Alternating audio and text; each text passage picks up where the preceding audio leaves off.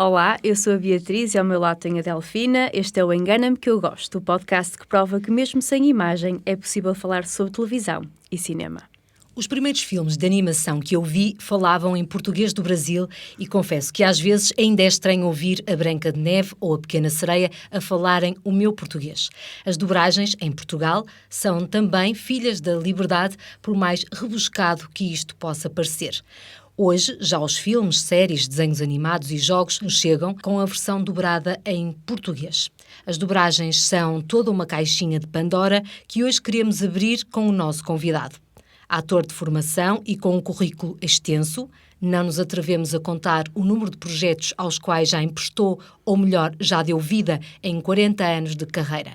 Para agitar a curiosidade, falo da voz de Shere Khan, o tigre de Bengala do Livro da Selva, ou da ternurenta série Babar, será que ainda se lembram de Pompadour?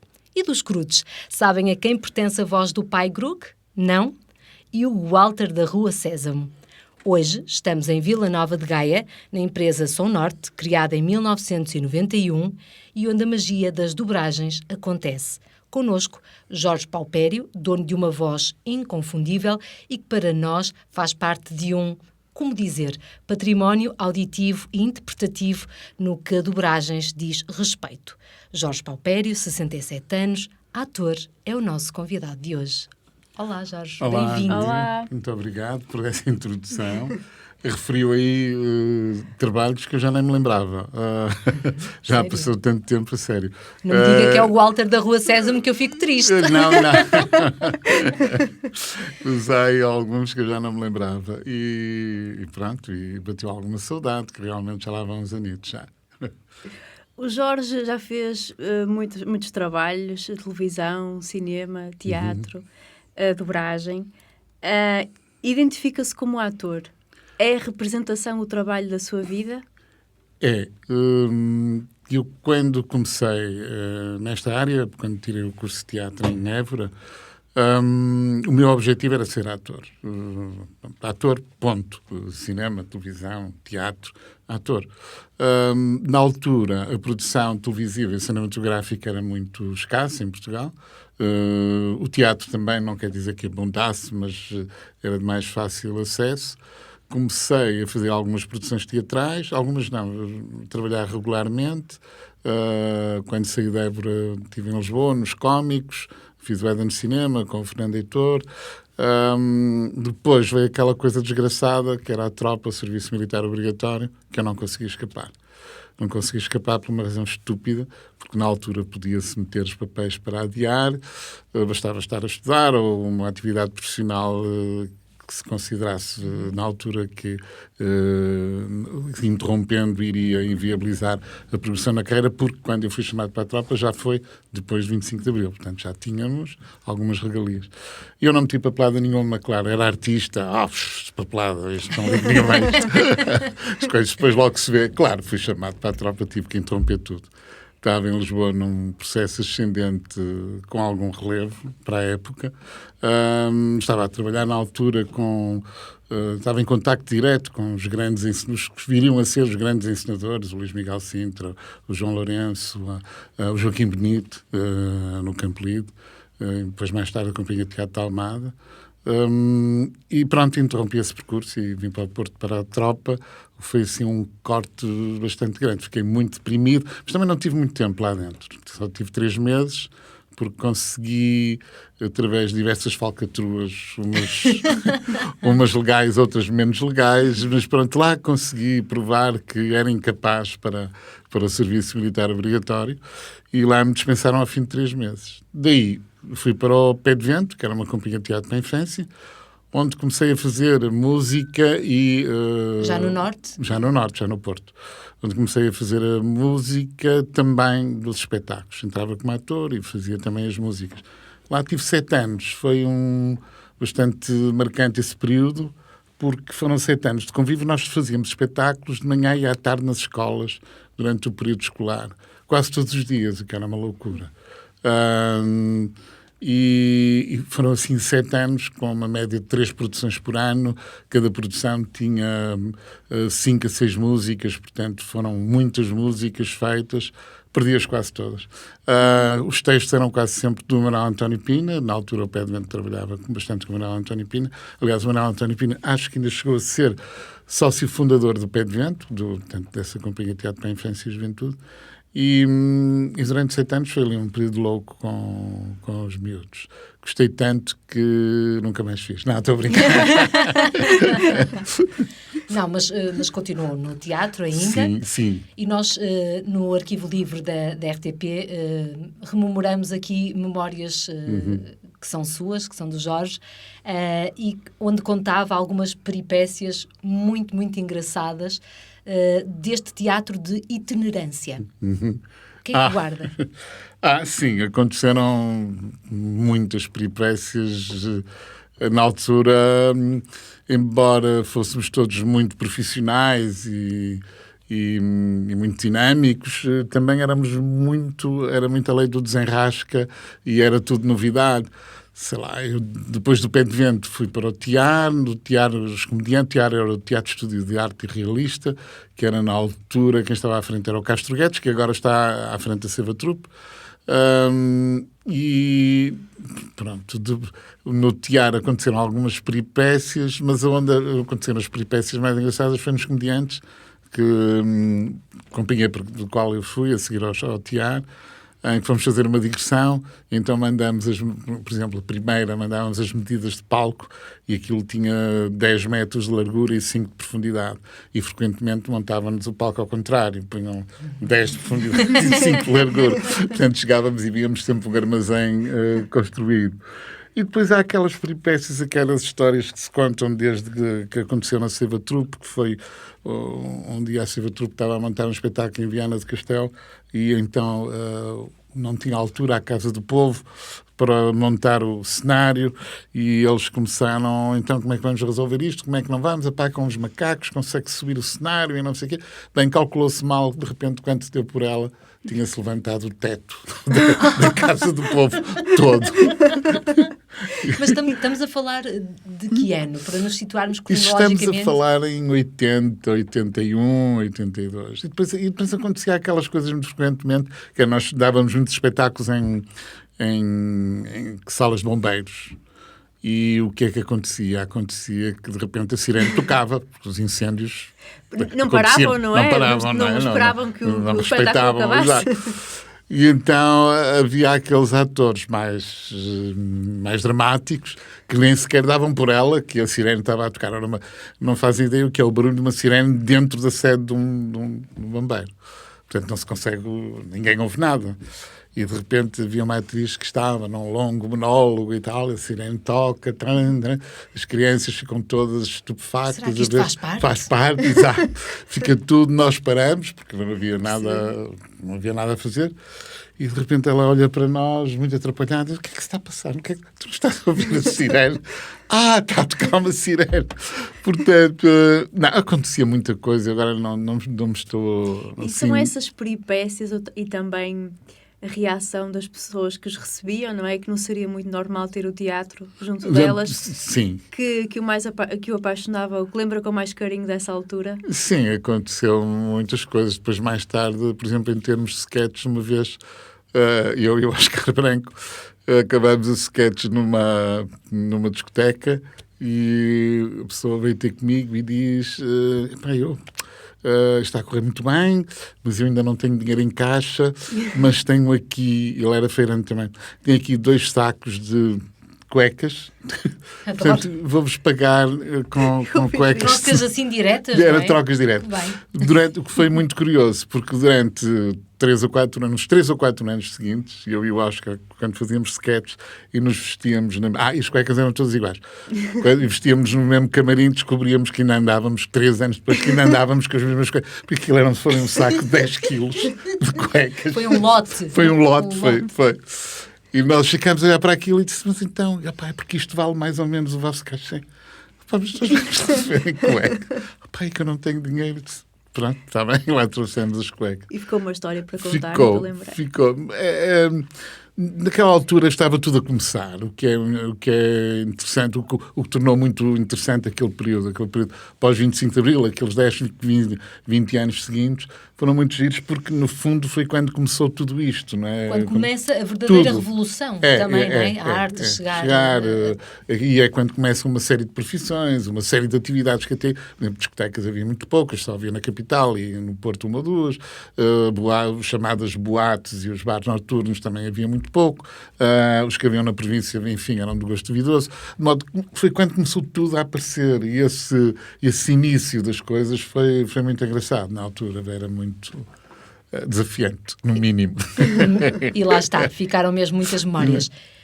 Quando é que chegam as dobragens, então, à vida e à carreira do Jorge, que começa no teatro? Exato, isso aí estava eu no teatro. Isto, como chegam as dobragens ao Porto, é giro porque isso leva-nos para a RTP e para o Serviço Público de Televisão, que é uma coisa que muita gente desvaloriza, porque é que interessa, o Serviço Público interessa. É uma coisa, as pessoas não fazem ideia do que é que interessa, e, por exemplo, esta história das dobragens é uma história, é um exemplo do que pode ser, do que é uma televisão pública.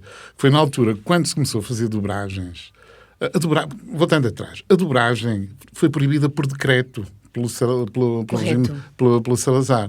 E proibida por decreto porquê? Porque quando apareceu o sonoro em 1928, o primeiro filme sonoro chama-se O Cantor de Jazz.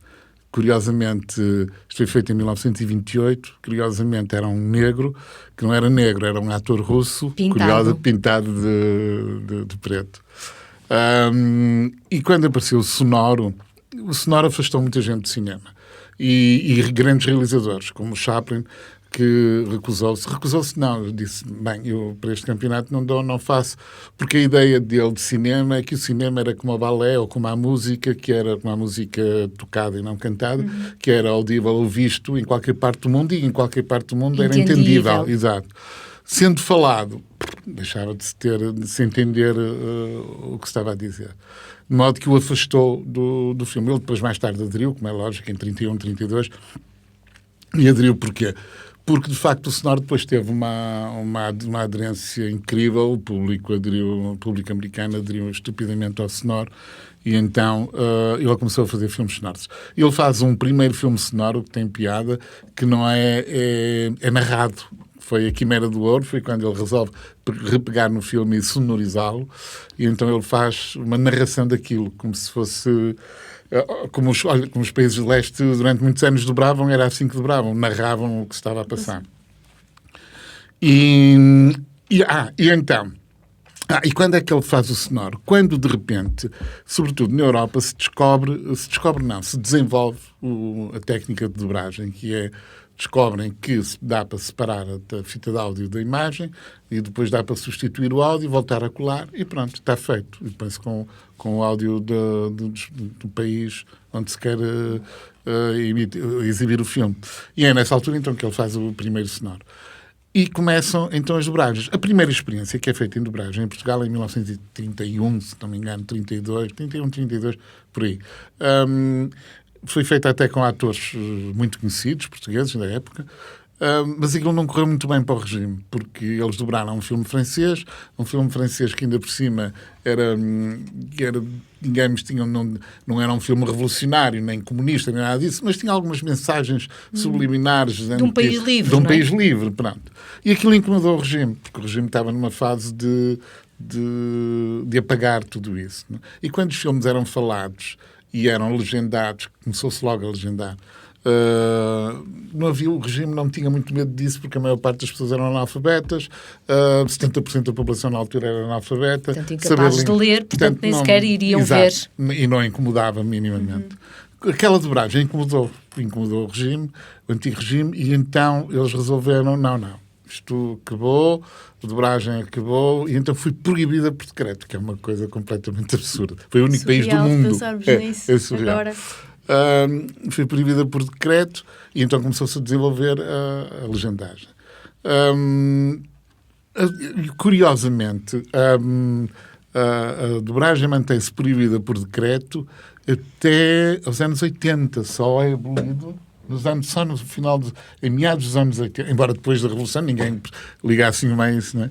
Mas só no final dos anos, meados dos anos 80 é que se lembraram de revogar essa lei que estava para lá perdida. Bom, no meio de tantas, não é? Exato, de tanto que havia para fazer. Exato, essa era mais uma. E então, mas também havia outro motivo que levava a que não se investisse muito na dobragem em Portugal. Portugal era um país pobre na altura, a dobragem era uma coisa muito cara, porque implicava ter um estúdio que tivesse um montador que era o fulano que cortava as fitas por takes. Portanto, dividia cada fita daquele tamanho em 100 takes ou 150 takes. Deixe-me só referir isto. Nós já dissemos na abertura, mas nós estamos aqui mesmo dentro dos estúdios da Som Norte e, portanto, o Jorge vai apontando para alguns objetos. Desculpem. Não, é ótimo. Estava eu a dizer, portanto, temos as fitas que ele cortava aquilo em 150 takes, 200 takes, era enrolado, e depois, cada take, os atores iam todos para o estúdio. Portanto, tínhamos que ter uma máquina de projeção, um montador responsável pelo corte das fitas, um produtor responsável pela numeração de cada take, para aquilo depois não ficar, a montagem depois final não ficar truncada. Depois os atores iam todos ao mesmo tempo para o estúdio e gravavam o take sem parar, até ficar bem. Se algum se enganasse, voltava até aquilo estava sempre a rodar, até que havia o take que ficou bem, calem-se, então tirava-se a fita e ia buscar outro punho. E depois, no fim, o montador tinha que montar outra vez tudo para fazer a mistura final. Portanto, era um processo muito caro, demorado e muito, muito caro. E, na altura, a indústria de cinema em Portugal não era assim tão rentável como isso.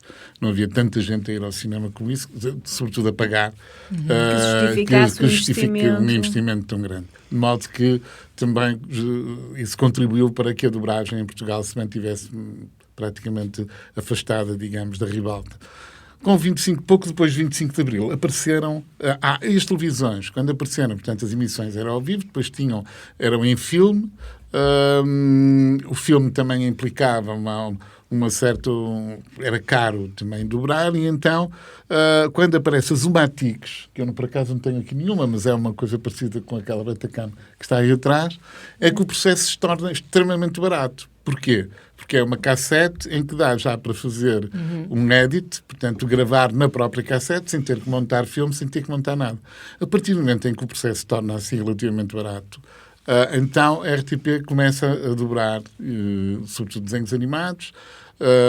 Os primeiros, não me lembro, sei que o Marco e a Abelha Maia foram dos primeiros, mas sei que não foi exatamente o primeiro. Eu não sei qual foi o primeiro, já não me lembro, mas não acho que não foi nenhum destes dois. Embora muita gente pense que foi a Abelha Maia que foi o primeiro, não foi. Mas e estávamos na década de 80? De 80, início da década de 80. E é aí que o Jorge é chamado...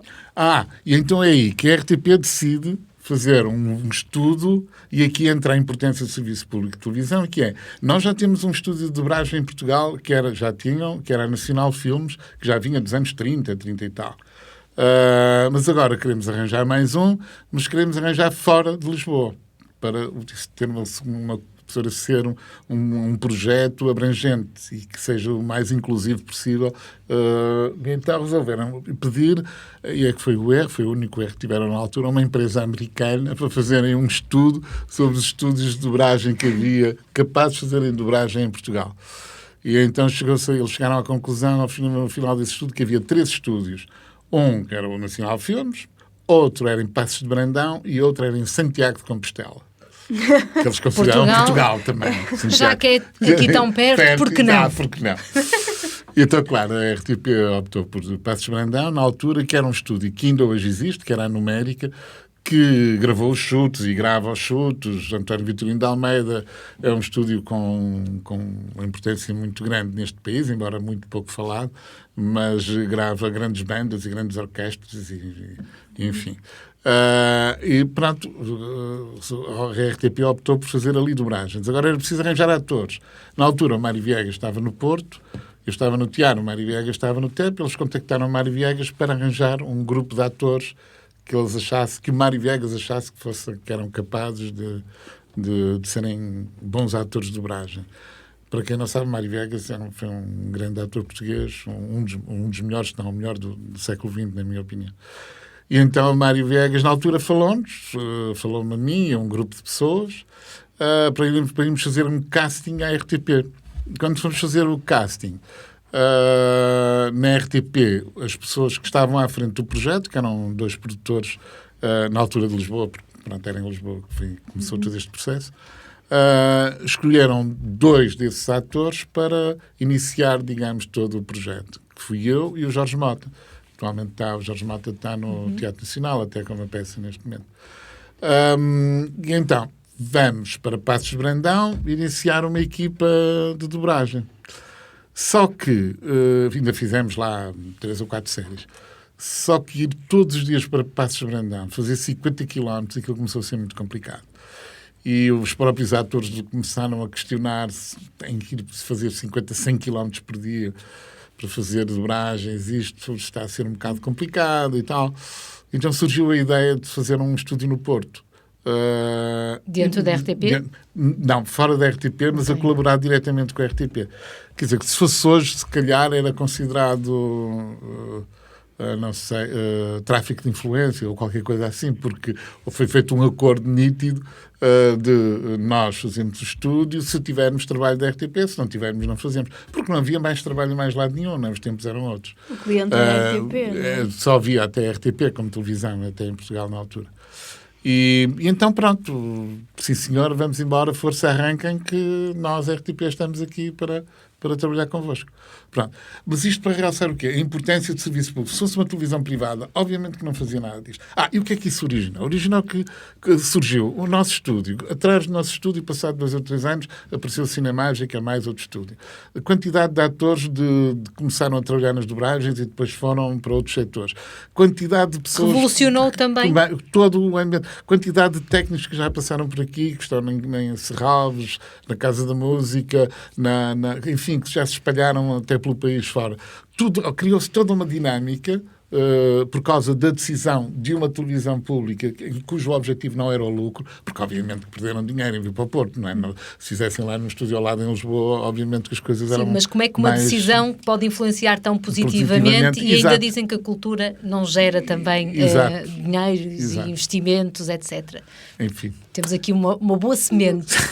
Eu ia perguntar ao Jorge se lembra da primeira vez que foi fazer as dobragens. Qual é que era o projeto? O que é que, Lembro, o que, é que sentiu? Porque era um trabalho diferente, não é? A primeira vez estava a fazer, não é? A dar a voz. Qual foi o personagem? Era o Jimbo, era uma série eu não me lembro qual era a personagem, mas era uma série com um avião pequenino, chamava-se o Jimbo. Ainda isto não está para aí na net.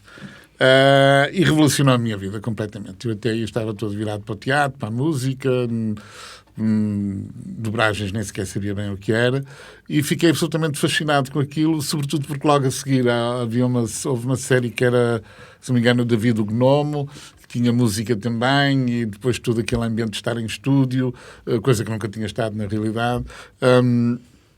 Todo aquele fascínio de transformação de um produto, estarmos a ver um produto e depois vê-lo no fim completamente transformado, fascinou-me de tal ordem que fui deixando tudo o resto para trás até hoje.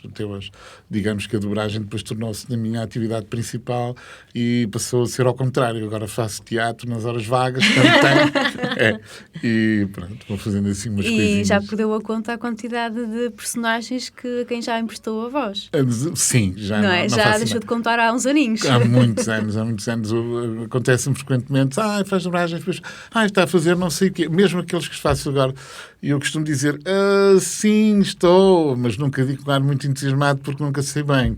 E as pessoas dizem, mas está assim com ar, parece que não gosto. Não, eu gosto muito. Estava agora aqui a ver qual era, mas sim, eu gosto muito. E pronto, meto os pés pelas mãos e tento desenrascar-me. Curiosamente, acontece-me um fenómeno que é a única coisa que eu sei, que é, eu não fiz o D'Artagnan. Nunca fiz. Nunca Ainda bem fiz. que não está no nosso texto de Foi todo. nada. Mas perguntam-me sempre, faz bem, eu sempre queria parecer a sua voz do D'Artagnan. E o Dentes dizia, não, eu não fiz o D'Artagnan. Eu não diga isso, claro que fiz. Não fiz o D'Artagnan. Já agora o genérico é da Helena Isabel que canta o Pois, genérico. eu nem sei. Eu disse, não fiz, nunca tive nada a ver com a equipa do D'Artagnan, gosto muito deles, não tenho Porque nada a ver. devem associar, não é? A outros desenhos animados, mas o D'Artagnan, se D'Artagnan calhar, é que foi o fica mais mais impactante impactante. e... Acontece que eu agora digo que sim, que fiz. Eu sou a voz da Mas não D'Artagnan, eu digo vamos sim. Já iludir as desistiu. pessoas, Sim, não é? já Fiz, digo já sim, não fiz. vamos... Exato. Não vale a pena contrariar. Mas acontece-lhe com frequência as pessoas identificarem pela voz? Sim, acontece. É o senhor dos desenhos animados ou de E, às X. vezes até em situações muito constrangedoras, que é eu estar furioso com um produto qualquer numa loja qualquer. Isto acontece-me frequentemente. Dizer, não se admite, estas calças, não sei o quê, isto está aqui roto, vejam lá, que isto é admissível. E a pessoa do outro lado, e a sua voz. E eu, sim. Não é? Eu sou. Eu cresci a ouvir a sua voz. Está bem. Então, o que é que dizia das calças? Não é nada, deixa lá. Normalmente desisto lá. Não é nada, deixa lá, estava a brincar e tal.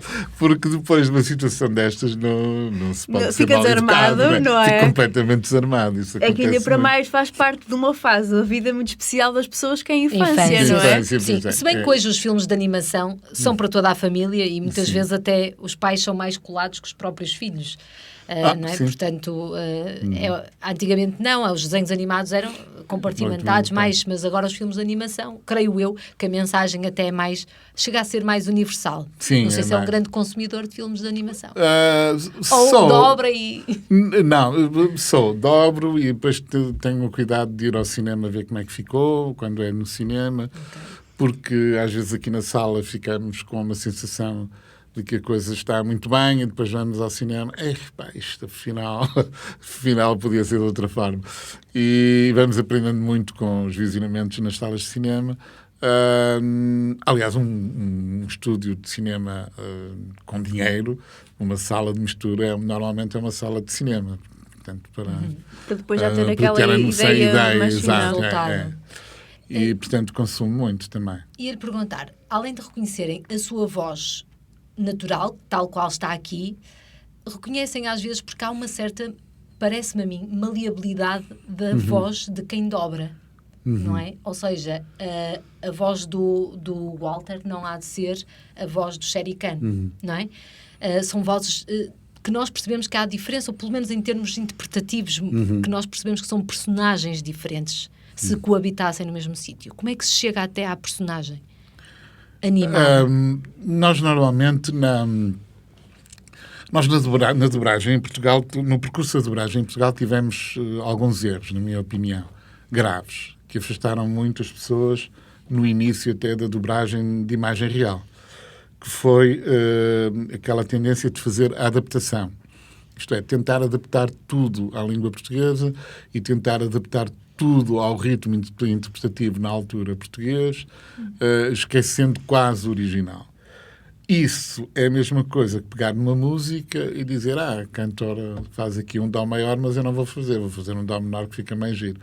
Portanto, mais tarde, depois chegamos à conclusão que a dobragem, no fundo, não passa de um karaoke, só que em vez de ser musical, é interpretativo. Portanto, quanto mais colado tiver ao original, mais resulta depois no produto final. Por uma razão muito simples, porque se for desenho, o desenho foi feito a maior parte das vezes a pensar naquela interpretação, porque quando um desenho animado é concebido de origem, normalmente grava-se primeiro o áudio e depois é que se faz o desenho por cima do áudio. Mesmo com crianças, quando são feitos com crianças, normalmente faz tipo workshops e coisas do género, e é assim que se vão construindo as histórias com as crianças e depois é que se faz o desenho por cima. E é por isso que, por exemplo, o desenho animado feito com crianças lá fora é considerado um trabalho artístico, de modo que é permitido utilizar crianças na origem, e na dobragem, teoricamente, não devia ser considerado, porque a dobragem já é considerada uma indústria e não um trabalho artístico, porque está apenas a recriar uma coisa que já foi criada. Portanto, está apenas a dar-lhe a fazer a localização, digamos, a transportar do inglês, ou seja, de que língua for, para o português. Portanto, a inspiração, normalmente, neste caso, vem na cópia o mais possível do original. Okay. E é assim que faz sentido. Exato, é tentar copiar o mais possível o original. Nós antigamente, inclusive, tínhamos a mania de adaptar nomes e adaptar tudo. Agora não, porque por vários motivos. Primeiro, quando se deixou de fazer isso, dizia-se, é por causa de merchandising e tal, da venda de bonecos e de produtos e não sei o quê. E fazia algum sentido. Mas agora não, agora a razão mais forte não é, já nem é o merchandising, até porque já não se vende muitos produtos a esse nível.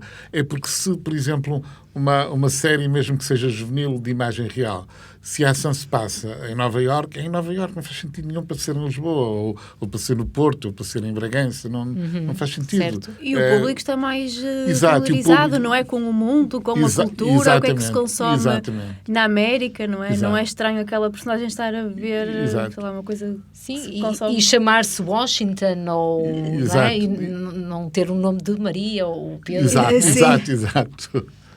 Muito bem. E estávamos a falar há bocadinho das personagens. Nós temos aqui uma pergunta de um antigo convidado do podcast. Nós, nesta temporada, pedimos aos nossos antigos convidados para deixarem perguntas e é uma pergunta de outro Jorge, do Jorge Gabriel, que também já me prestou a voz. Vamos ver então o que é que ele quer saber. Olá Jorge, do imaginário dos desenhos animados, podes ir à Disney até se tu quiseres, qual era a personagem que tu gostavas de fazer? Aquela que está assim nos teus sonhos, aquela que te levaria até o último dia da tua vida a ser aquela voz daquela personagem? Não é Elsa do Frozen? Não, ora bem, eu acho que posso me sentir um sortudo nesse aspecto, porque a nível de desenhos animados os Croods para mim foram o limite. É tão bom. Quem não exato. vê, porque também existe a série, mas o filme, o filme vejam. Foi para mim o limite. Em termos de dobragem geral, se, por exemplo, se dobrasse imagem real em Portugal com frequência e me fosse atribuído um ator, o ator que eu gostava de fazer, não tenho dúvidas nenhumas, assim de caras, era... incrível como é que me esqueço do nome dele neste momento. O que faz os Croods no original, Vamos nos exportar já aqui. Daquele motor de busca. Que dizem, inclusive, há muitas teorias da conspiração que dizem que ele é uma reencarnação de vários personagens ao longo da história. Nicolas Cage. Exatamente. Como é que nos podemos esquecer do nome? Que existem fotos. Exato, sim. Que sei lá, um senhor dos anos 20, que é a cara dele, uma foto operativa. Sim. Agora, porquê que eu gostava imenso de fazer o Nicolas Cage? Porque ele faz, de facto, uma série de personagens ao longo da carreira completamente diferentes. Inclusive a própria voz é que chega a ser diferente. Temos às vezes alguma dificuldade em identificar de imediato, porque é completamente diferente. E pronto, talvez por ter dobrado os Croods, fiquei muito próximo daquela referência, daquele timbre. Muito bem, Jorge, esperamos que esteja respondido. Agora, vamos ao processo moderno da dobragem. Já mudou alguma coisa? Mudou tudo. Mudou tudo. Pois. Mudou tudo. Antes entregava-se o texto a uma tradutora que adaptava minimamente, depois o texto ia para o estúdio, no estúdio tinha uma diretora ou um diretor, dividia aquilo por takes, depois os atores iam todos para o estúdio, gravávamos por takes, em vez de ser, não se cortava as fitas, mas gravava-se na mesma por takes, 4, 5 atores de cada vez, portanto tínhamos 3 ou 4 Neumanns para cada um, normalmente era um microfone por ator, e também, no fundo era antiga, mas o processo era o mesmo de antigamente, quer dizer, o processo era o mesmo dos anos 30, isto é, só quando acertavam todos é que aquilo estava pronto.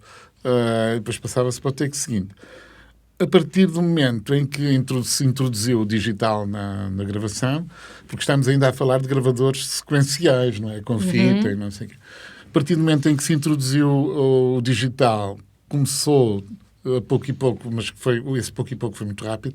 Passamos dos atores todos para um ator por sessão, em que grava, em vez de gravar 30 ou 40 takes de um filme, grava 3 ou 4 filmes de desenho animado, porque é só ele. Portanto, é muito mais rápido.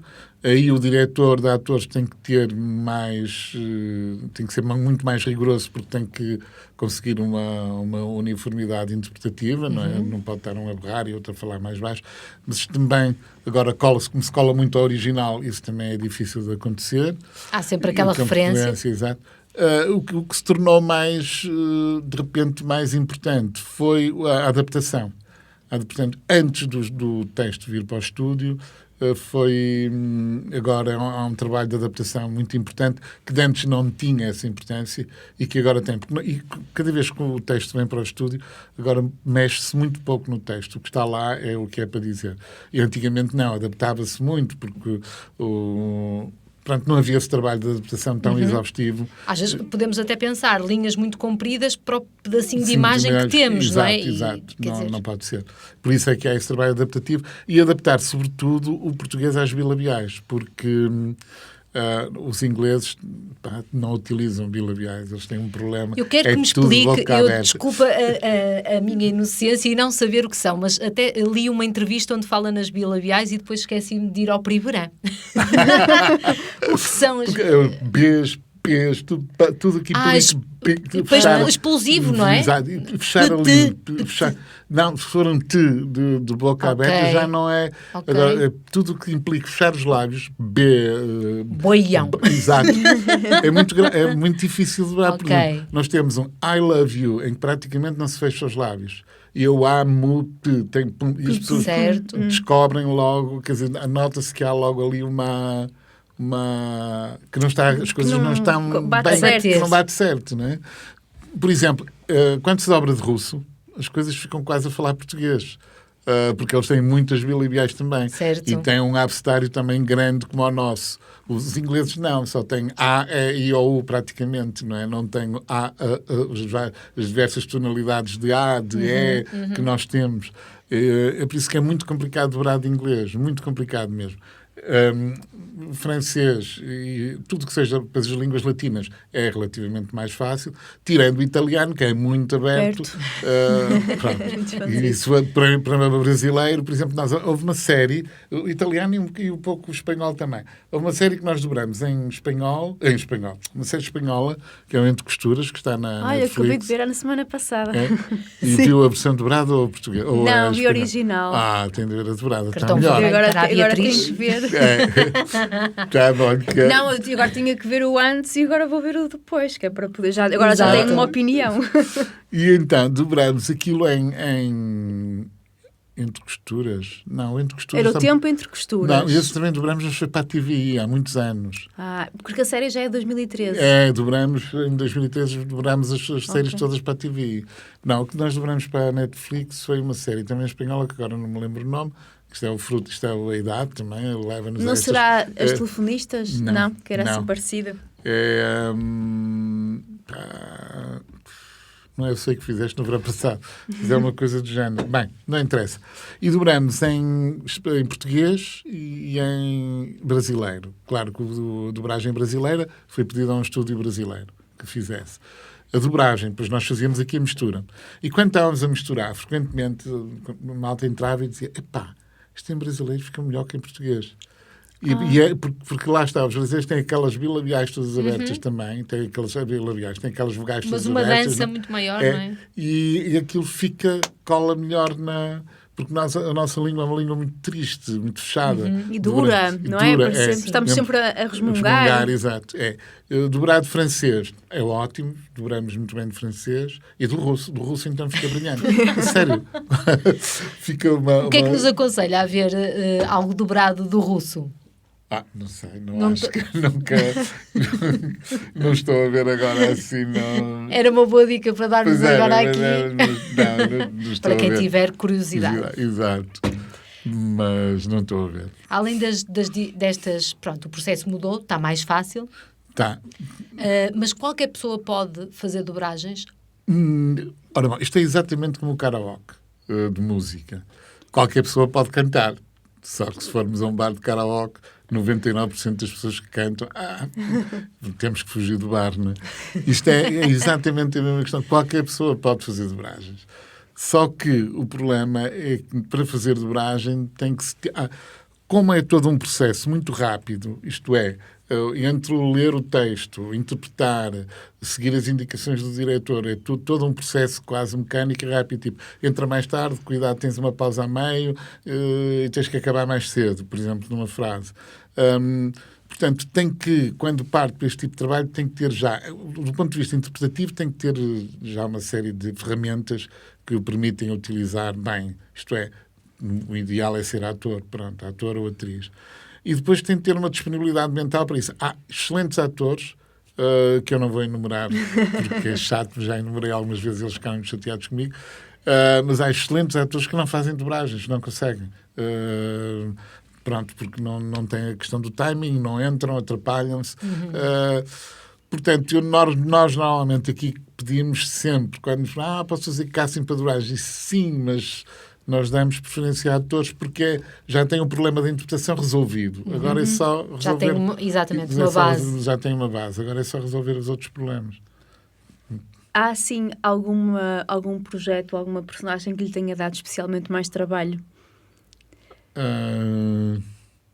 Mais trabalho. Eles dão todos algum trabalho. E agora cada vez mais. Com o passar da idade, cada vez mais, que isso era uma coisa também que eu pensava que era, então, uma vez o António Mateus, que foi um grande diretor de dobragens, quando nós estávamos a fazer a Rua Sésamo, veio ao Porto e ele disse uma coisa, nós fazíamos dobragens há 7 ou 8 anos, e ele perguntou, então fazem dobragens há 7 anos, que giro e tal. O que custa são os primeiros 20 anos, isto depois é fácil. E eu fiquei a pensar e agora digo, não, os primeiros 20 anos são relativamente fáceis, depois é que começa a complicar, porque depois começamos a ser muito críticos, começamos a achar que nada está bem. A sério? Eu pelo menos, e as pessoas com quem falo da minha idade, isto não está nada bem, vamos fazer isto tudo outra vez, é preciso estar alguém ao lado. Não, está bem, estás maluco, nem penses nisso, porque depois há coisas que vamos vendo, pequenos defeitos, isto não... e que antes como estávamos entusiasmados pelo processo, é como quem começa a tocar um instrumento, estou entusiasmado que nem percebe que está a escala, exato. Já sei a escala, mas depois, sei a escala e depois... Torna-se mais exigente. Se tivesse que dar assim um conselho a alguém que está a iniciar-se agora nas dobragens, possivelmente um ator, o que é mesmo importante ter em conta quando se entra no estúdio para dar a voz a uma personagem? Neste momento, eu penso que o mais importante é ouvir o diretor de atores, ouvir quem o está a dirigir, porque muitas vezes o ator entra na cabine e diz... vem o artista cá estou eu. das profundezas, o artista encarna ali na pessoa e a pessoa, pronto, sou maior. E depois nem sequer ouve alguém dizer, tu nem sequer entraste no sítio. Portanto, o grande conselho é ouvir quem o está a dirigir. Até por uma razão simples. Nós, quando começamos a utilizar a voz e ouvimos a voz nos nossos escutadores, é sempre estranho. Há pessoas, pronto, os atores normalmente são narcisistas, não é? Qualquer ator é narcisista, senão não seria ator. Podem ser mais tímidos ou menos tímidos, mas são narcisistas, gostam de se mostrar, gostam de se exibirem e tal. De modo que, quando ouvem, está muito bem. E às vezes está uma valente... Mil ciclos. Exato. Uma vez tivemos uma história até muito engraçada, mas essa por acaso não foi com um ator, mas foi uma história engraçada. Eu nem sei se devo contar, porque isto hoje em dia, se calhar, ainda vou preso, mas não vou contar. Que é, uma vez ainda foi no outro estúdio, chegou-nos uma pessoa ao estúdio, queria fazer um casting e tal. Quem foi a empregada que veio ter connosco, a secretária disse, já está ali uma menina que queria fazer um casting. E eu, sim. Agora, olha, por acaso não temos nada a fazer, estamos aqui a conversar, vamos fazer. E eu, de repente, vou à porta recebê-la e mando entrar para a regi, peço-lhe para esperar um bocadinho e vou ter com a secretária. Tu és louca, ela é gaga. E ela diz, então, mas isso não quer dizer nada. Os gagos muitas vezes leem e leem muito bem e cantam muito bem. E eu, tens razão, pois, está bem, vamos experimentar, pode ser que resulte, porque isto é uma leitura, pode ser que resulte. E lá lhe expliquei tudo, entra para a regi e então pusemos o texto à frente e não só era gaga, como tirou uma lupa do saco e põe à frente do texto. E diz, eu digo, diabo, bom, olha, quando começar a ver na imagem o boneco, o texto está aqui, começas aqui a ler e pronto, e tentas encaixar e não sei o quê. Porque ela estava a tirar um curso de teatro na altura, depois não sei se acabou ou não, nunca mais soube percussão. E ela disse, está bem, a gaguejar, está bem. E então, nós tentamos uma vez, primeira vez não entrou, 2 vezes não entrou, 3ª vez não entrou, isto depois de ensaiar várias vezes, até que quando entrou aquilo estava completamente desfasado e estava a gaguejar, não dizia as frases.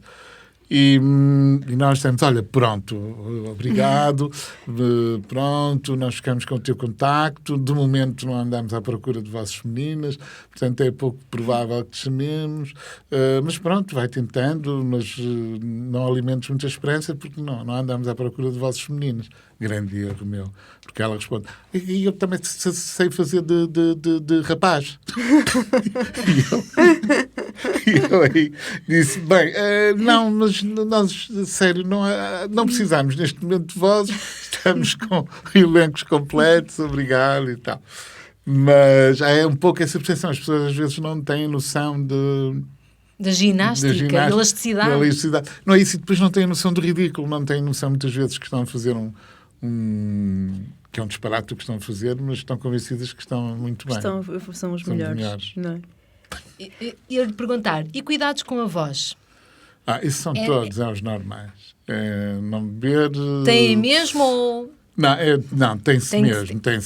Por exemplo, quando faço espetáculos, por exemplo, acabar um espetáculo, beber um copo de água fria, nem pensar. O álcool é terrível, convém... O tabaco, então, era do pior. Mas depois depende. Depois também havia atores que conseguiam tirar muito partido da voz rouca, não é? Aquela voz de tabaco. Que voz. E ficavam com aquelas vozes cheias de tabaco. E também gostavam. Depois também depende da técnica do ator saber incorporar. Agora, se quiser ter uma voz limpa, cristalina, não. Tabaco, álcool são coisas a evitar mesmo. E resfriados. Pronto. Apanharam aquela coisa de sair de um espetáculo e, que calor. No dia seguinte posso estar sem voz. Tem noção mais ou menos quanto tempo é que demoram a fazer a dobragem de um filme? Sim, um filme neste momento é 1 semana. A partir do momento em que... Rapidinho mesmo. A partir do momento em que o texto está traduzido, é 1 semana. A correr bem. A correr mais ou menos é 15 dias. A correr mal é 3 semanas, a correr 1 mês já foi despedido alguém, de certeza.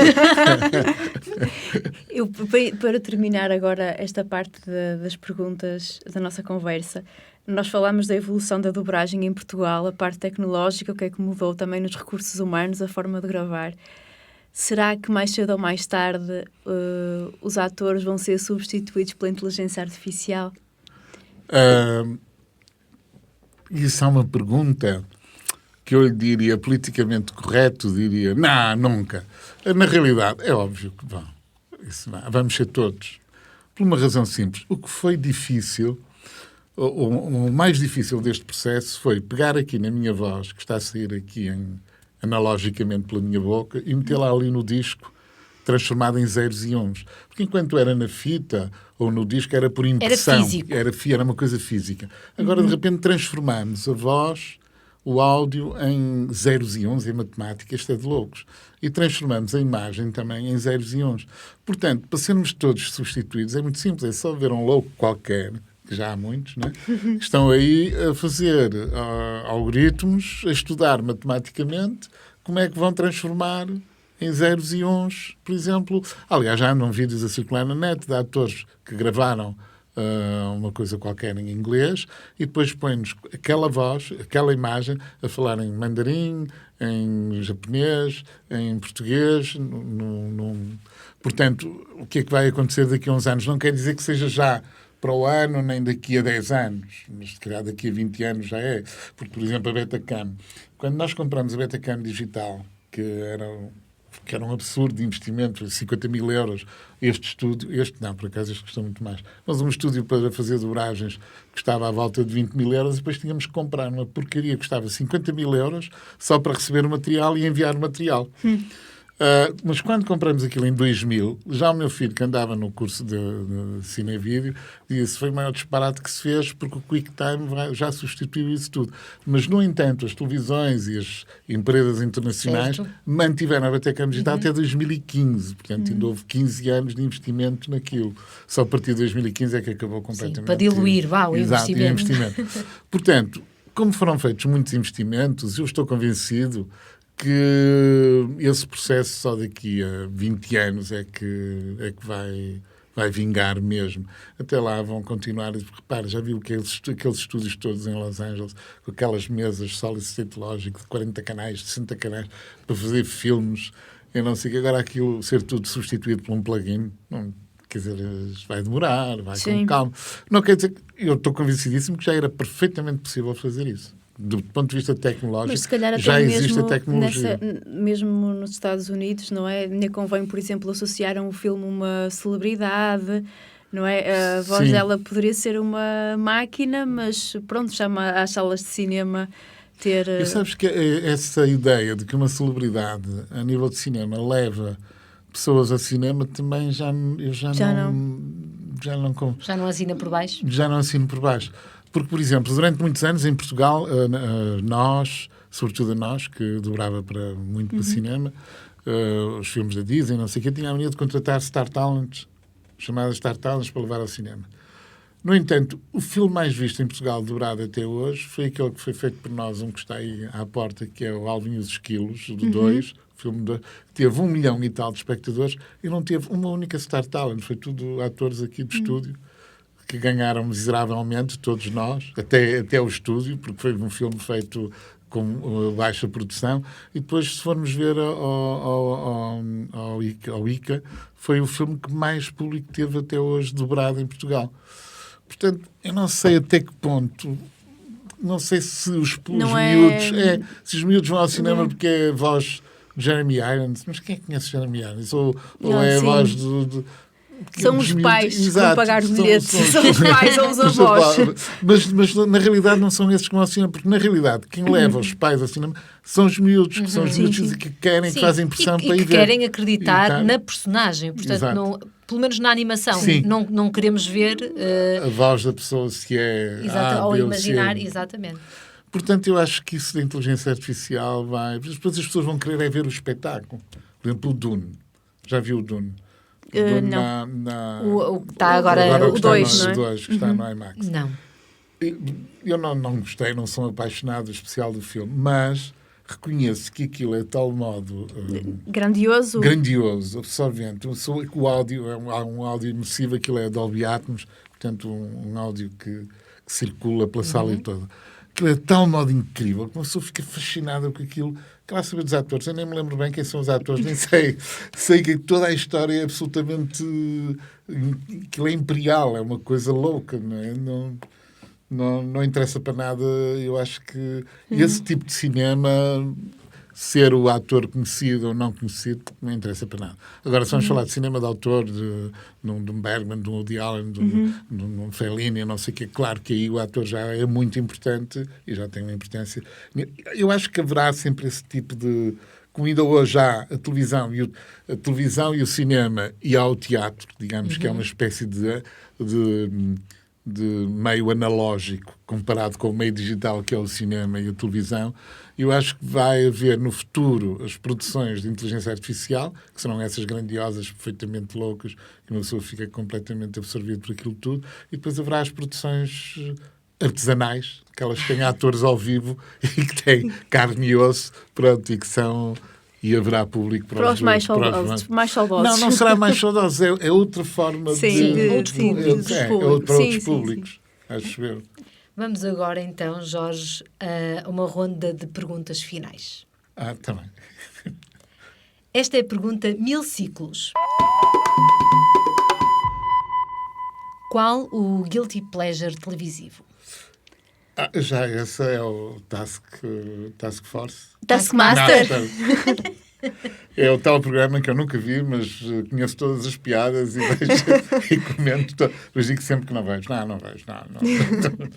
Mas parte-me é completamente estúpido tudo aquilo, de início até ao fim. Eu rio-me com aquela parvoíce. Eu acho que é um modelo muito bem conseguido. E acaba por entreter, é muito bem conseguido e está bem feito em português. Porque eu comecei por ver aquilo na versão inglesa. E de vez em quando via e já me ria. E descobri que a produção e em português o tempo é dobrar, acho eu, não é? É mais tempo. É mais tempo e acho que está mais bem conseguido. Está muito giro aquilo, muito giro mesmo.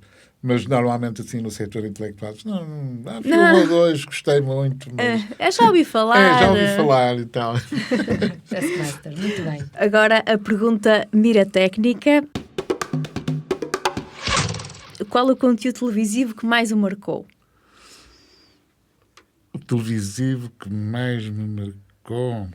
Isso é difícil. Agora deixa-me pensar...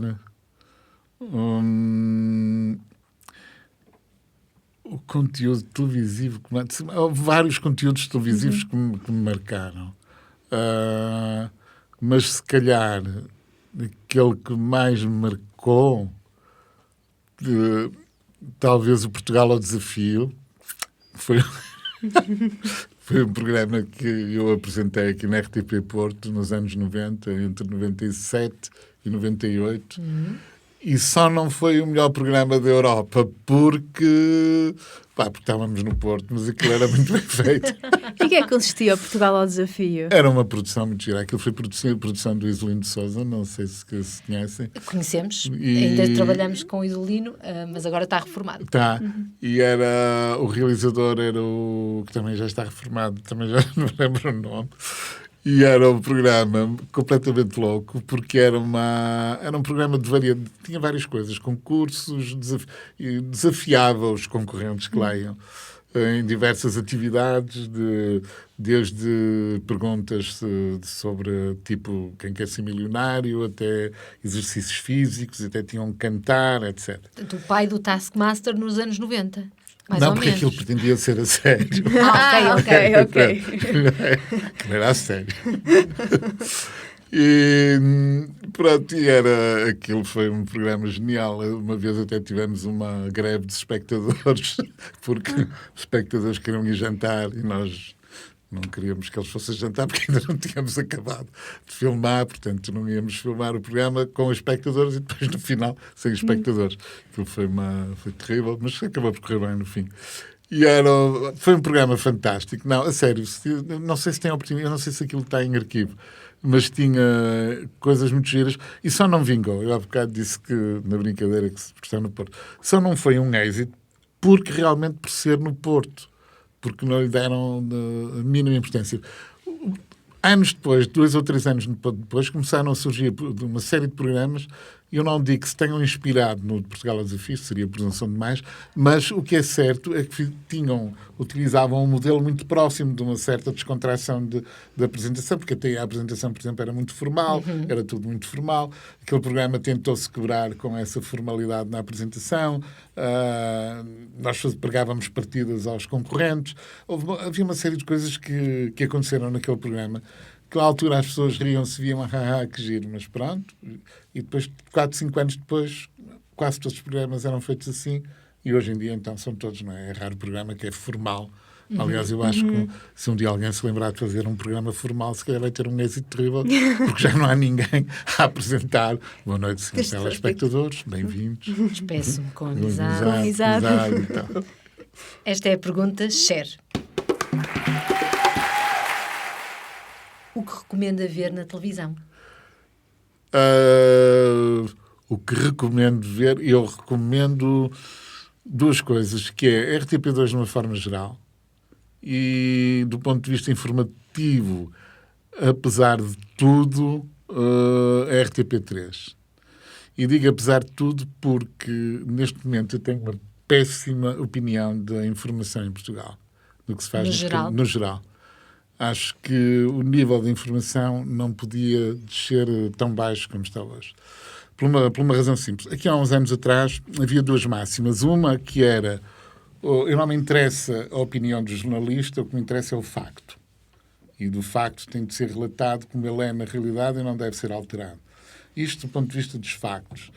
E em relação à política, havia sempre o cuidado de fazer aquela coisa que eles agora até fazem um programa, que é o programa de ver se a coisa é verdade ou mentira, que se chama o polígrafo. O polígrafo, não sei o quê. Antigamente isso era óbvio em qualquer reportagem, Adelino Gomes, não sei quem, antes de entrevistarem, seja quem for, viam a verdade dos factos e confrontavam as pessoas com os políticos, com os seus dados, com aquilo que eles diziam. Há entrevistas famosas em que houve jornalistas que desmontaram completamente entrevistas de Mário Soares, muitas delas, de Sá Carneiro, etc., quando diziam uma série de coisas que não correspondiam à verdade, os jornalistas interrompiam e disseram, desculpe, não, isso não é verdade, porque não sei o quê. Hoje em dia, não. Hoje em dia os jornalistas, por exemplo, pegam num indivíduo qualquer, basta berrar um bocadinho e depois não fazem um cheque mínimo se as coisas são verdade ou mentira. Portanto, eles dizem os maiores disparates, ou neste caso ele diz, eu não queria pôr o nome, o maior disparate que lhe passa pela cabeça e ninguém contesta, não há jornalista nenhum que diga não, isso não é verdade, está a mentir, ponto, não seja mentiroso, isso é uma grande aldrabice. E não há o cuidado, mas em quase todos os canais, em quase todos os programas televisivos, não há nenhum jornalista que consiga assumir esse papel. Isso não vem da violência do tempo que agora se exige, por exemplo, a um jornalista? As coisas estão a acontecer e parece que nós temos que reportar já. Não vem deste tempo em que as pessoas querem receber... se calhar também. E depois também há aquela questão do negócio, não é? Como isto tem de dar dinheiro, o que interessa é que as pessoas vejam. Portanto, o que interessa, quanto mais gente tivermos a berrar e a dizer disparados, aquele disparate que agrada ao taxista e ao tasqueiro, que não é ao tasqueiro, neste caso que é... nem é informação, acaba por ser uma informação com muito entretenimento lá misturado. Nós até esta temporada já entrevistámos o jornalista da RTP, o Duarte Valente, que é correspondente em Bruxelas, e ele dizia, perguntávamos a ele porque é que temos jornais com quase 2 horas de duração, não é? Nos canais generalistas. Ele também dizia que se calhar é mais barato termos 1 hora de notícias, estou a abrir aspas, e ter mais meia hora de um comentário, não é? Do que, por exemplo, produzir uma telenovela, uma série, um talent show, não é? Fica mais barato do que investir em outros conteúdos, não é? E essa coisa dos comentadores, por exemplo, é outra coisa que me faz uma impressão terrível, que é o mesmo comentador de armas nucleares, é o mesmo que comenta o cancro, que comenta a guerra. Nós temos um nome para isso, que é o tudólogo. É o tudólogo. Tudólogo, exato. É o tudólogo. O tudólogo, isso é uma coisa impressionante. E como é que as pessoas se prestam esse serviço? Eu se não quero vir comentar a guerra na Ucrânia, não vou. Eu estive no exército 3 meses, eu não percebo nada de guerras, eu percebo de política, minimamente. Se quero vir comentar a política, sim, se calhar vamos comentar a política. Agora, comentar a guerra, como é aquelas pessoas que dão esse trabalho de comentarem a política e depois comentam a guerra, porque o Putin mandou 3 tanques e devia ter enviado 4, mas o que é que aquela gente sabe? Que dá vontade de pegar no telefone e telefonar, mas sei lá, desculpe lá, o que é que você sabe do que está para aí a dizer? Enfim. São os nossos tempos. São os nossos tempos e ficam aqui levantadas questões para refletirmos todos sobre elas. Mas, sobretudo, fica aqui algo muito positivo aqui no mundo das dobragens. Ficamos a conhecer melhor e falta uma questão. Falta uma questão que o Jorge há bocadinho, eu acho que já começou sem querer responder-nos, que é a pergunta zapping. Qual o futuro que vê para a televisão e para o cinema, já agora? Eu vejo sempre para a televisão e para o cinema, eu vejo um bom futuro, apesar de tudo. Porque as pessoas gostam muito de ouvir histórias. Não é? Desde o tempo das cavernas gostamos de ouvir histórias, gostamos de nos sentar à lareira e ter alguém a contar uma história. De modo que enquanto tivermos uma casa, e é muito agradável, estar a cozinhar e a ver alguém a debitar-nos histórias. Não é? Porque as pessoas dizem, a internet acaba a televisão. Não dá, porque a internet obriga que se vá ao computador ou que se vá ao iPhone. A televisão é aquela coisa que se liga, fica ali, estamos a cozinhar, estamos a ouvir e vamos contando histórias, seja através da informação, seja através do cinema, seja através do teatro. E o cinema, então, por excelência, não há nada melhor do que ir a um sítio e ouvir uma história. Quer dizer, é um pouco a partilha da comunidade. É porque ir ao cinema não é só ir ver uma história, ir ver uma história com pessoas. É uma experiência. É uma experiência coletiva. Pode parecer... há muita gente que diz, eu fico incomodado com o fulano do lado a comer pipocas. Eu também fico, detesto que estejam a comer ao meu lado pipocas.